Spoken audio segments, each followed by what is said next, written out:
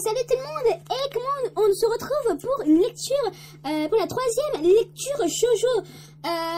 Donc pour cette troisième lecture, je vais vous parler de mon coup de cœur absolu. Je pense que c'est mon, je le mettrai dans je le mettrai dans mon top 1. Je me trouve franchement dans mon top 1, du best, du meilleur. C'est évidemment Switch Girl. Franchement, je l'ai adoré. Je vais expliquer après pourquoi. Et le deuxième manga dont je vais vous parler, c'est évidemment, pourquoi est-ce que j'ai dit évidemment alors que non, c'est Non Longueur Héroïne, qui m'a un petit peu comment dire, qui m'a un petit peu déçue. Mais ça va, sans plus. Bref, mais les deux mangas sont terminés. Switch Girl depuis longtemps et Non Longueur Héroïne depuis longtemps aussi. Switch Girl, ça va faire, je sais pas, 3 ans, je pense qu'il est terminé. Et Non Longueur Héroïne, ça va faire 2 ans. Et c'est seulement maintenant que j'en parle. Génial. Bref, donc commençons avec Switch Girl. Nika mène une double vie entre son mode on, charismatique et populaire, et son mode off, vulgaire et débrayé, qu'elle cache à ses copains du lycée. Malheureusement, Arata, nouvelle élève plein de mystères, a découvert son secret. Mais Arata aussi a des choses à cacher, dont le fait qu'il est très mignon. Sous ses lunettes, Arata et Nika concluent donc un pacte. Donc, ce manga, que dire dessus? Franchement, je vous assure, c'est un manga à lire. Je vous assure, c'est un manga à lire. Déjà, premier point, l'héroïne, c'est pas une héroïne comme on connaît, quoi, toute naïve, toute molle, je sais pas, toute niaise, etc. Non, Nika, elle se prend en main. Genre c'est une fille forte, voilà, genre se prend en main. C'est pas comme toutes les héroïnes que nous avions l'habitude de voir. Ensuite, l'humour. Franchement, le point de l'humour, il est mais hilarant. Franchement, je vous assure, si vous voulez rire en lisant un bon shoujo, lisez ce manga, il est tordant, il est franchement, il est drôle, quoi. Surtout la relation, mais tout, la relation Nika Nino, Nika Masume, Nika Kungenon, Nika Arata, même Nika et sa famille. Vous voyez, tout est absolument drôle du début à la fin. Il y a une comment dire, l'histoire est très intéressante du fait que maintenant l'auteur nous dévoile un petit peu ses penchants, c'est-à-dire devenir que l'auteur c'est une Switch Girl, quoi. Moi aussi j'en suis une. Mais disons que Nika elle touche franchement un point. C'est tellement drôle en fait. Bref, du coup la morale de cette histoire, c'est tout bonnement dire que malgré les apparences, une personne peut aimer une autre personne. Que genre une personne peut aimer une autre personne malgré les apparences, quoi. Donc Nika, malgré son apparence, voilà, belle fille, populaire, etc.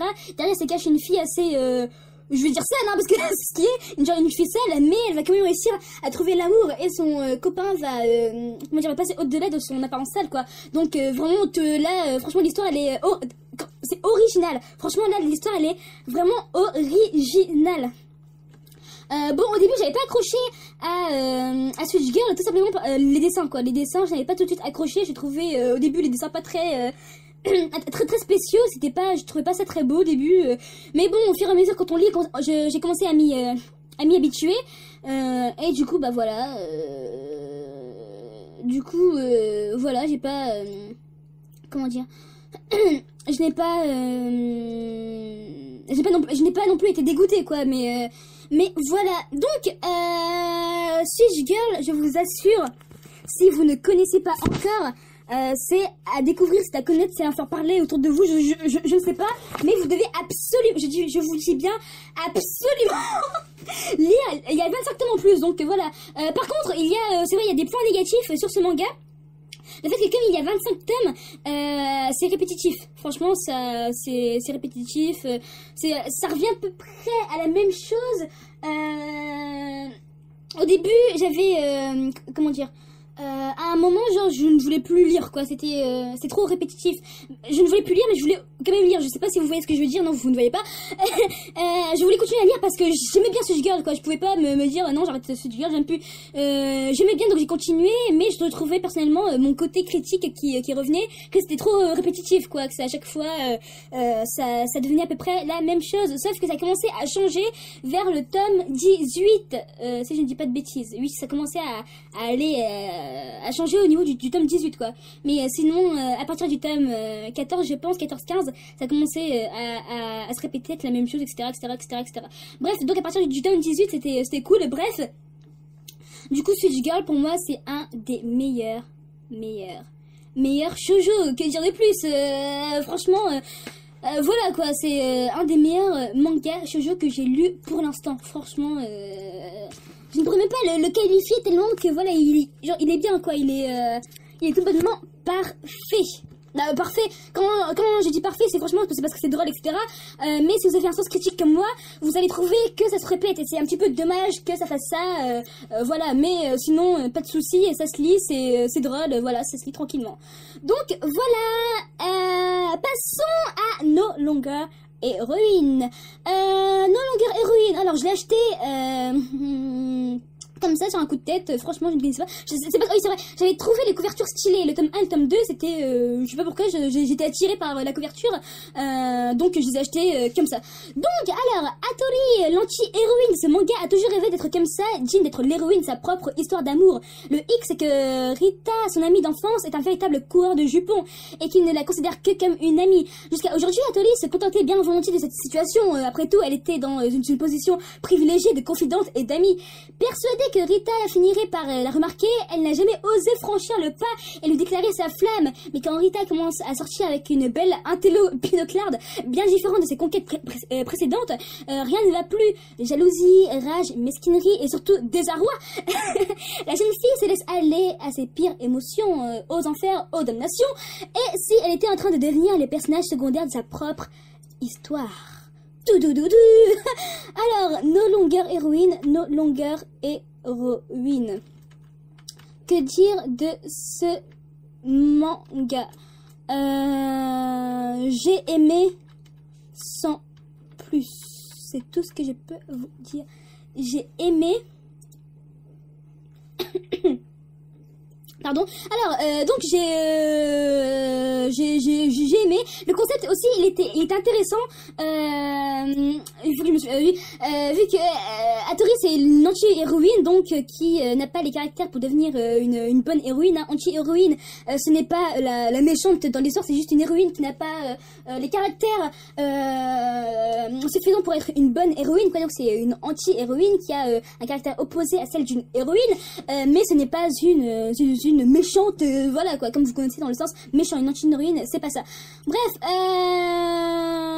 du coup,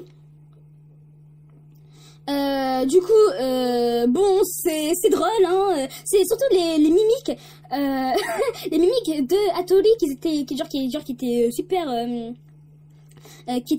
drôles. Les mimiques, genre c'était drôle, etc. Mais voilà quoi. C'était bien sans plus, c'est tout ce que je peux dire.